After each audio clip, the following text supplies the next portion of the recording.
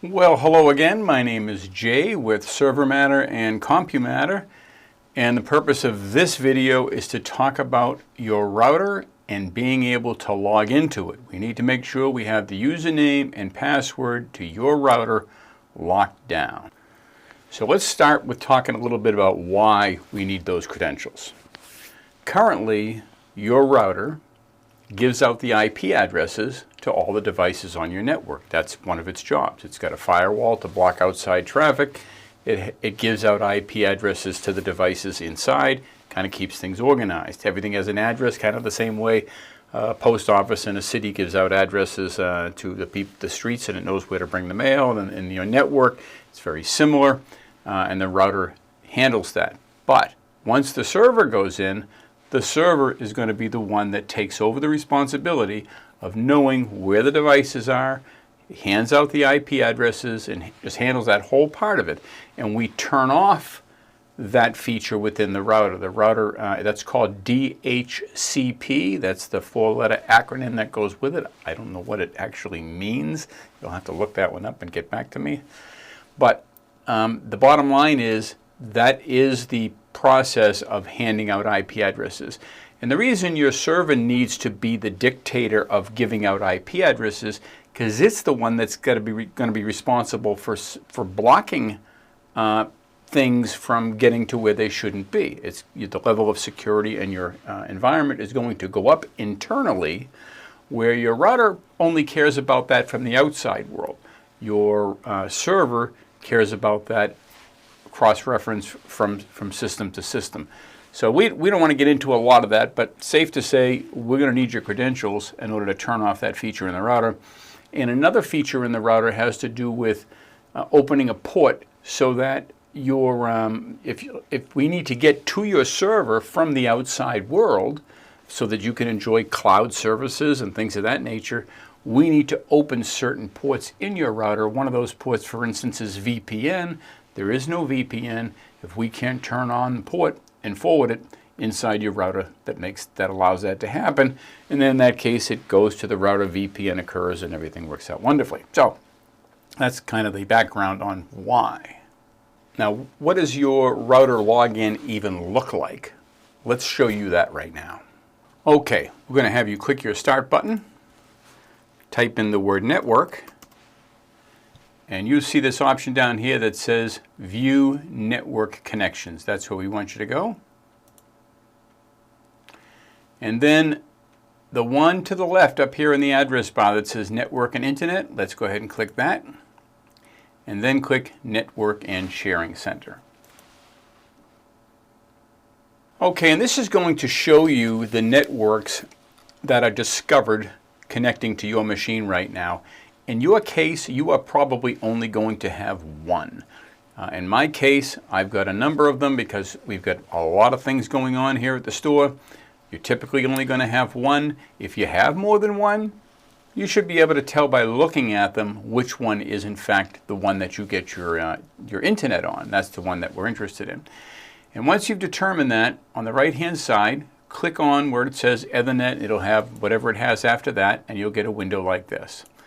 Then click on Details, and what we're looking for and what you're looking for is this right here, this number that says 192.168.10.1. That is your gateway, and your gateway in shorthand, that's the IP address of your router. That's what that translates to. So in my case, I actually picked the wrong one. In my case, the CompuMatter.biz network is ours, and so if I click on this and click Details, we see 192.168.9.1 is my login. So now I'm going to open up a browser, which you can do as well on your end, and type in 192.168.9.1, or you type in whatever it is for your gateway. And when you do that, you're going to get a page that says something like this: potential security risk. That's okay.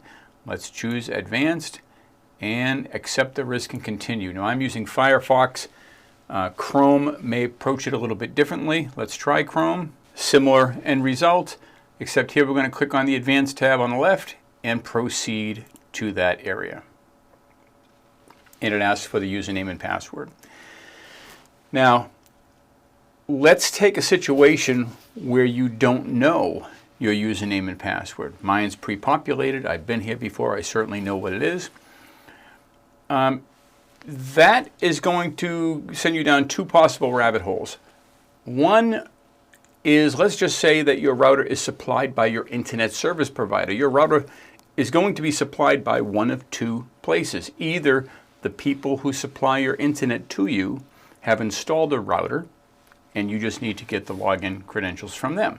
And they'll tell you what it is, or they'll tell you to look on the bottom of your device or wherever. And then you need to test it. You need to come here and make sure it works. If you can't test it, we certainly aren't going to be able to get in. In many cases, when you get here, it'll at least tell you the name or the model of your router, and then you may be able to search online for common default usernames and passwords for your particular router. And in many cases, that can also work. But let's take this worst case scenario where it's your own router.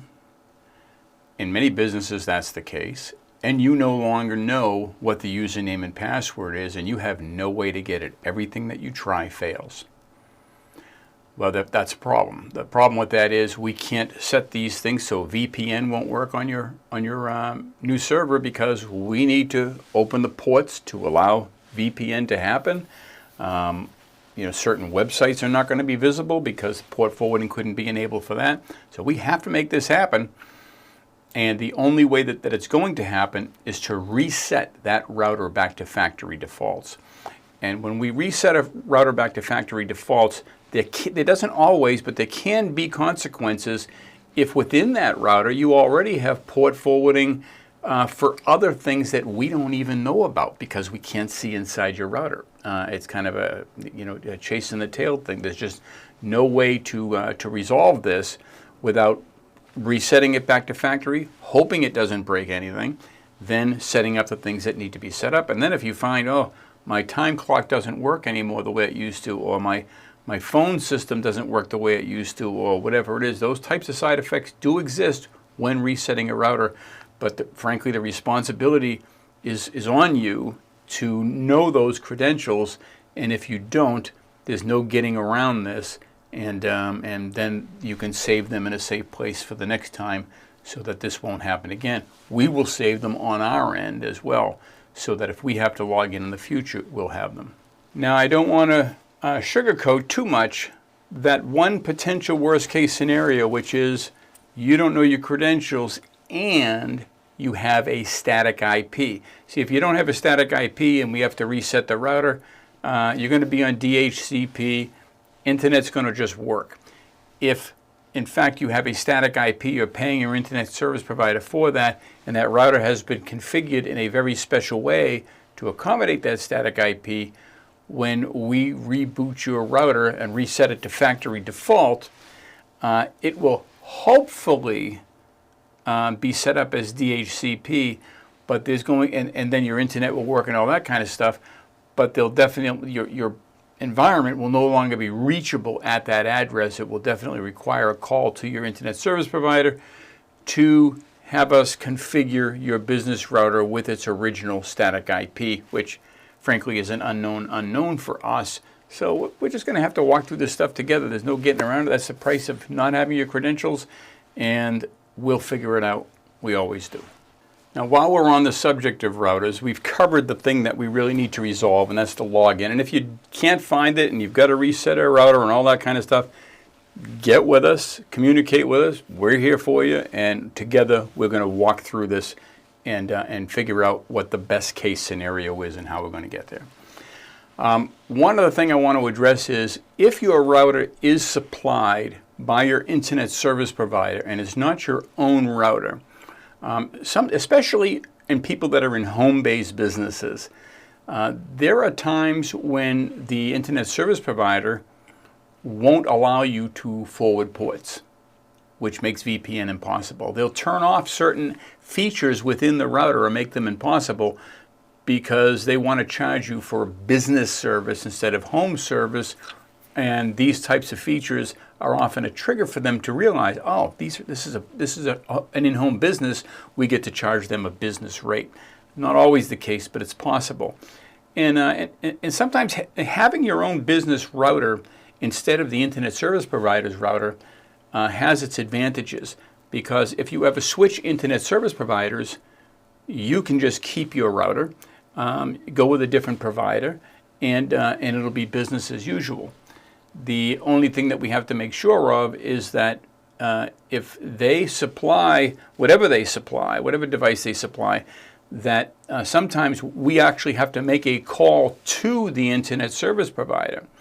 In our own town of Anacortes, that's been the case, and tell them, okay, we know this is a home-based business, and we know that you don't allow DHCP to be turned off on that router, but we need you to turn it off for this case. So there are times when we actually have to talk to your local internet service provider to work out things that have to be solved. And there's time that goes into that, so there's an expense on your end that goes into that.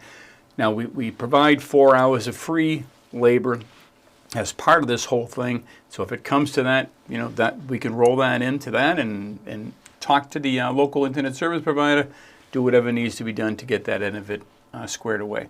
But in a perfect world, you'll know your username and password to that router, or be able to get it and fill that in. Now let me show you where to put that once you've got it. Okay, so by now you will have received your username and password, your login credentials to the client portal. Let me minimize myself here. It looks something like this. This is constantly in development, so that may change a little bit. The tab that we're looking for is routers and switches. Okay, and here we're going to add a network device. And you are going to add, in this case, a router, whether it's wired or wireless. If it's wireless and you can share with us the name that appears in the wireless environment, that's going to be a value. If you can share with us the Wi-Fi password, that may come up, especially when we're guiding people on premises. Please fill that in.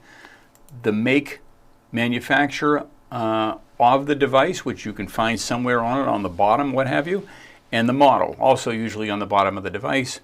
What color it is, any of that can help us, especially if we happen to be working on site or have an affiliate tech on site working with your device. If you want to, you can even browse for an image that tells us exactly what it looks like. Not necessary overkill. The IP address is what we talked about a minute ago. So in my case, 192.168.9.1. In your case, it could be anything. Typically, it's 192.168.1 dot something or .0 dot something. It could be 10 dot something. It could be 172 dot something. Those are the only three real variations. And then the login, username, and password. Login is oftentimes admin, and the password, whatever that is. And if there's a login pin, which occasionally comes up, put that right there. Now you notice we have another text field over here that says receives input from modem, switch, router, and so on.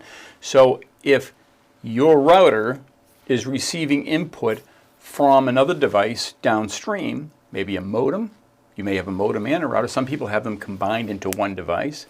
Let us know what that device that it's receiving, the wire that plugs into it, where's it coming from? It may be coming from the wall and the outside world, and that's okay too. Feel free to put that in there. Provides input to, this is kind of optional information, but it helps us if you can provide it. Does it come out of the router and go to a switch? And then that switch spreads out to your network. If it does, and you can provide that information, fantastic. But the absolute most important thing that we need here is the IP address, the username, and the password. If you got nothing else, you got to get those, or we need to have a conversation. Okay, so doubling back a little bit, if you do need to buy a new router, let's say you decide to go down that road because your internet service provider is too restrictive, or you don't like the router you have, or anything like that, we do sell routers, and the router that we supply you, we can pre-configure so that you've already provided us your IP addresses, or it's on the list to do. We have enough information about your network and knowing what needs to be done that we can set that device up before your server leaves the store and they both go together. You plug your router in and it just works. So that's another option for you. And as I have said in the past, we're grateful for your business. If this is giving you brain damage and you need to sort through it, give us a call, drop us an email, however you send us a smoke signal, whatever it is, we'll work with you, we'll figure it out, and we'll make sure we get it resolved, because we always get it resolved. There's never been a case where it didn't get resolved and the server didn't end up going in there and doing its job for years to come. So thanks for watching. We'll talk to you next time. Bye-bye.